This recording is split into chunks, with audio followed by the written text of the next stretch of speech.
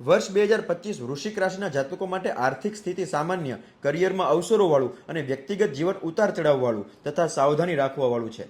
શનિ, ગુરુ, રાહુ અને કેતુનું પરિવર્તન વૃશ્ચિક રાશિના જાતકોને એમના જીવનમાં ઘણા ઊંડાણપૂર્વક પ્રભાવિત કરશે.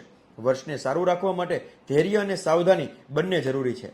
માર્ચ મહિનામાં શનિદેવનું પરિવર્તન તમારી ચિંતા અને તકલીફમાં થોડો વધારો કરશે.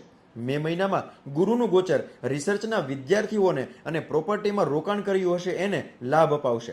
18 મેનું રાહુ કેતુનું ગોચર ગૃહ કલેશની સ્થિતિ ઉત્પન્ન કરશે. માતાના સ્વાસ્થ્યમાં સમસ્યા કરાવશે. મિત્રો સાથે મતભેદ કરાવશે. મિત્રો તરફથી દગો કરાવશે, એટલે સાવધાની રાખવી. ઓક્ટોબરમાં ફરી પાછું ગુરુનું પરિવર્તન થશે.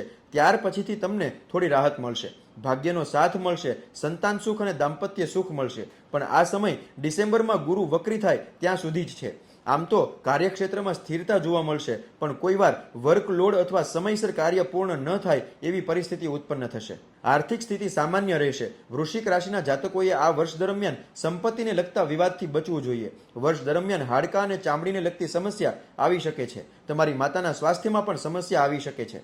પ્રેમ સંબંધ અને દાંપત્ય જીવનમાં મતભેદ, વિવાદ અને ઉતાર ચઢાવ વૃશ્ચિક રાશિના જાતકોને જોવા મળશે. ઉપાય માટે વૃશ્ચિક રાશિના લોકોએ તલના તેલનો દીવો હનુમાનજીના મંદિરમાં નિયમિત પ્રજ્વલિત કરવો, ગણેશજીની આરાધના કરવી, શિવલિંગ ઉપર મધથી અભિષેક કરવો લાભદાયી રહેશે.